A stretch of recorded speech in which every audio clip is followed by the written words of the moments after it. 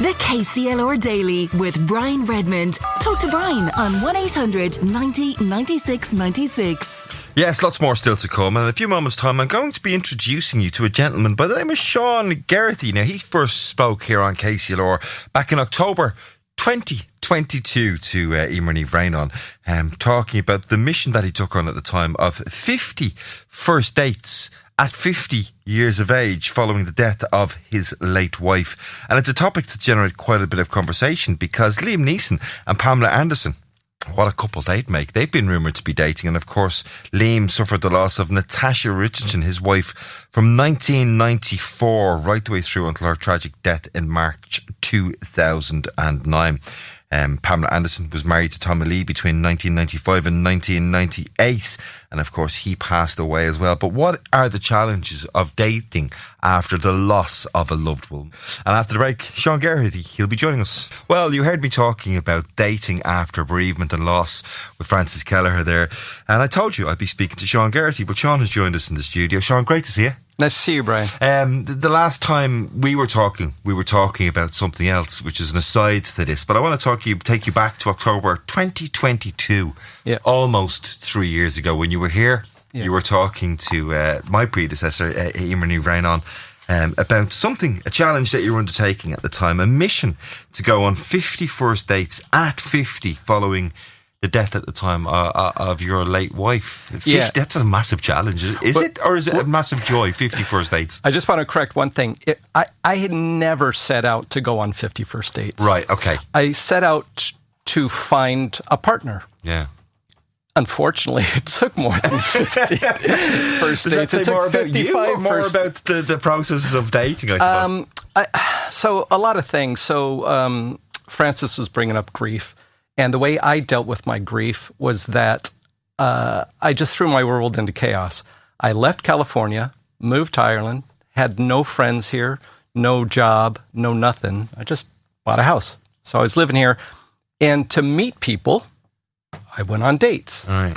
In fact, one of the first dates I went on, I met a woman, and through her, I met my current business partner for Spiel Media.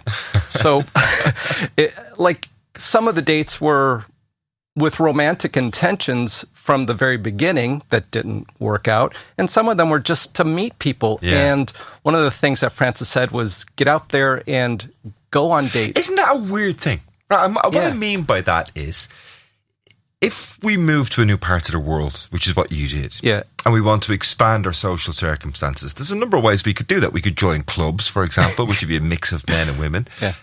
Or we can, generally speaking, contact people of the opposite sex, or maybe sometimes the same sex, but you get what I mean. Sure. To say, listen, I've seen you online. Would you like to meet up for a coffee? Yep. Do you think you ever would have went on 50 first dates or 50 first meetings if you had been trying to meet friends, mates, other men? They wouldn't have reacted by going, yeah, no problem, I'll meet you for a coffee, would But I probably wouldn't have kept track of them either. I met Alan here, and But at that point of being able to interact with people in a new society who are of the opposite sex, generally speaking, it's much easier to do that than it is to make friends of the same sex. So, absolutely. There actually needs to be a dating app for friends. For friends, yeah. Especially if you're over 50. Because meeting people at any age past school is so difficult to do. Earlier in the hour, you're talking to people from the Arts Festival. And one of the things I did when I first came here was I volunteered for the Arts Festival. My thought process was never say no. Okay. So if there was a question of, do you want to? The answer is yes. Yeah. Go on a date. Yes. Do you want to volunteer for the Arts Festival? Yes. Somebody from the Arts Festival. Do you want to volunteer at the Watergate? Yes. So I said yes a lot. Maybe a little too much, but anyhow, it helped me deal with my grief, and it helped me meet people. Okay. Let's delve into the depths of your story. Yeah. Let's go back to LA. Yes. When you were, if you're okay talking about it, when you absolutely. were happily married to Jean. Yes. She passed away. Yes, she did. In 2017, we were together for 9 years. And when we first met, she had just been through cancer treatment, breast cancer treatment. And actually her telling me that she had cancer, she was reluctant to at first. It was not obvious. She had short hair, but, many women have short hair, She, it was, I think, maybe our third or fourth date where she finally said, I am a cancer survivor. And she had done that because a previous person kind of freaked out on her when she was dating. She met somebody and that person was like, "Oh, you have cancer. I don't want to date you." I was like, "You're a person who I enjoy spending time with. It doesn't matter what's happened to you in the past," which goes... Or indeed what's going to happen potentially in the future, because we don't know. Yeah. Unfortunately, it turned out that her breast cancer came back, and it was very aggressive the second time around, and from the re-diagnosis to her death, it was like 9 months. Right. And so... And that was, 9 years of life together at that stage? Yes. Yeah. From 2008 to 2017. And we met on dating apps, of course. I mean, I don't know how people even meet face to face. To me, like, I can't go up to women and say, "Hello, I'm Sean," and I just have no game. But I can do it, like, if we're texting back and forth. Okay. Yeah. But the dating site was called crazyblinddate.com. We had never met each other. We end up in the same place together. The app put us there, and that's how we met. That company is now owned by OkCupid, which is still a dating app out there. Yeah. It's amazing, isn't it? The ways in which people can come together. You talked about having no game, for example. And I'm not suggesting that I would be any different to you, but the idea of me going on a date, the idea for me of going on a dating app was something that would scare the absolute, excuse the Irish expression, would scare the bejesus out of me. You know what I mean? It's a very different thing. Horses for courses. I understand. And one of the things that I did when I moved here was just, one of the things friends said, don't care what anyone says, don't have regrets, just do things. And that's why I, went on dating apps. The passing of Jean. Yeah. It seems crazy to even ask this question, but what were you like in the days, the weeks, the months after that loss? Well, it was absolutely terrible. With 9 months of from the diagnosis, it was all we're fighting. And only at the very end did it seem like she was going to pass away. Right. And then she did. Like, there was no time where she was very, very sick. Again, a strange question. Do you regret that? The fact that you were battling for a future that you weren't ever going to see for most of that 9 months, whereas many people who maybe lose battles like that, they sort of appreciate having a period of time where they can live their life knowing what the outcome is going to be. It's hard to know what you would want when a partner dies, right? Nobody wants however it happens. Yeah. I certainly would have loved to have been with her forever. It didn't turn out that way. But yeah, like I wasn't prepared for her death, even though I should have been. Yeah. Because it was there on the table that whole time. But still, when it happened, it was very, emotional. So the choice then to, as you said, deal with grief through chaos, I think was the phrase that you used. Why? And why did you choose to impart that chaos on Ireland? So I'm taking it out on Ireland, the land of my father's birth. When Jean and I had been living together, we lived in her hometown in California, which is Santa Maria. Her hospital failed her. Her doctors failed her, in my opinion. They should have caught this much sooner. They knew she had cancer previously. They should have taken every chance. Oh my God, it's a story that's so reflected here in Ireland. Of course. So I had no desire to be there. I was working a job I didn't like. I lived in a town I didn't like. There were people that I met there that were fantastic people, but it wasn't a place I wanted to be. And with the rise of what's going on in the U.S. right now, we saw the writing on the wall. You were ahead of the curve in that regard about getting out. Exactly. So I had gotten my passport through because my father's Irish, and so just decided once she passed, selling the house, moving here, buying a house, and then see what happens. Yeah. But Sean, listen, stay with us. We're going to take a short break, and then we'll talk about what happened when you finally did come to Ireland and continued to grieve Jean's loss, of course, but had a life to continue with at the same time.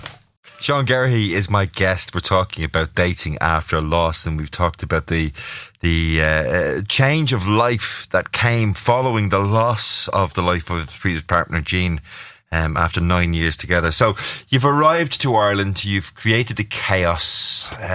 How soon after Jean's passing did you move to Ireland? So she passed in July of 2017, so we just passed her 8th anniversary. And I moved here. I bought the house in January and moved in April of 2018. So less than a year. Yeah. Okay. So you're still... And I had just turned 50. My birthday was between there in September, so I just turned 50. Going on. It was just madness. Everyone was like going, "We support you, Sean, but are you doing the right thing?" I'm like, I don't care. I mean, you could have moved back to your own hometown in California where you probably had more of a support network. Yeah, I could have. I've lived with my parents before. I didn't want to burden them. Go that far. No, but there was transition periods where, like, I had sold my house and I wasn't here in Ireland yet, so I was with my parents for a little while. I just didn't want to do any of that. And plus, living in Santa Maria was cheap. Living in Buena Park in Orange County was super expensive. Right. So yeah, it was more affordable here in Ireland. So when you've come to Ireland, you're grieving. Yeah, your loss. Yeah. You're possibly grieving turning 50. Everybody deals with those milestones differently as well. Exactly. And you're in an environment whereby everything, I'm guessing, although culturally as a person of Irish heritage, is maybe not that remote and that distant from who you are, but it's all new. It's funny, Brian. I thought that growing up and going to Irish fairs and listening to Irish music and watching the occasional hurling match when lads would come over and play in the town near us, I thought I knew something about Irish culture. I knew nothing about Irish culture. I was a fish out of water, but and I still feel I am. I still feel like an outsider. I'm a blow-in forever. I mean, my accent gives it away. But yeah, I have the same problem as well. Don't worry about it. I mean, it's just something, a cross we've got to carry, I suppose. Yeah, yeah. But one thing I want to say is, so before Jean passed, one of the things that we talked about was, what happens after you pass? Do you... Anyhow, she just came out and said, "You're a young man. You go do whatever you want."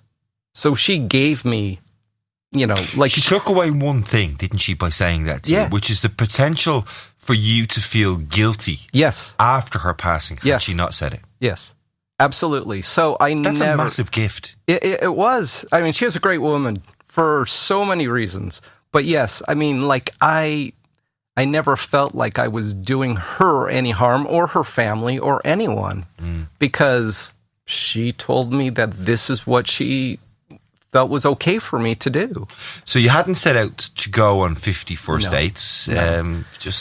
So what happened is I got here in 2018. I went on dates. Then COVID happened. Right. Went on fewer dates. I went on video dates and all the nonsense that people do, socially distanced dates and all that. Oh, they're fun, I bet. So I did them all. And all of a sudden, I had a relationship that was, not a relationship, a couple of dates, and it just didn't go well.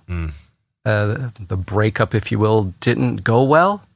And this was somebody you'd only been on a couple of dates with? No, yeah, exactly. But I knew this woman, and anyhow, it wasn't working out. And I felt bad, and I seemed to have very much hurt this woman. So I just went back, and I started looking through my calendar. And I was like, 1, 2, 3, 4. Holy crap, I've been on 50 first dates. Wow. And she was the 50th. And I said to my friend, I'm like, I'm going to do a blog about this. He says, you absolutely should, but you should do something strange with it. I'm like, what? He's like, you're into Lego. I'm like, yeah.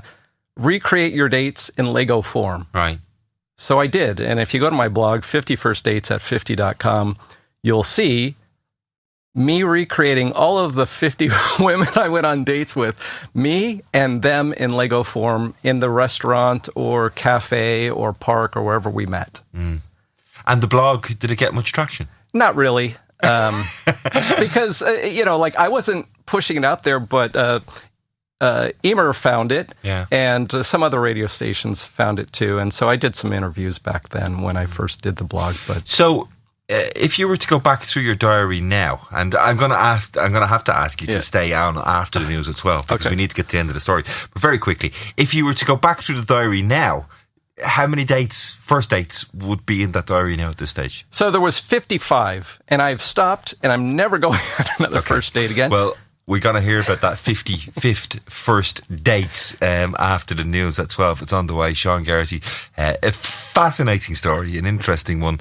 And we're going to hear about that 55th first date in just a moment. So Sean Geraghty has stayed with us. We've talked about the loss that he suffered while in LA, the passing of his first wife, Jean, back in 2017. 55 first dates that we were up to now post his arrival here in the region. Tell us about that 55th date. So I matched with a woman whose name was Jean. Now, and for those who haven't been following the story closely enough, your deceased wife was also called Jean. Yes, but she spells it differently. She spells it with an N-E at the end, so Jeanne. Yeah. So I say it differently in my head when I say Jean. I love Jean, and then I love Jean. So, it's this, to me, it's a different.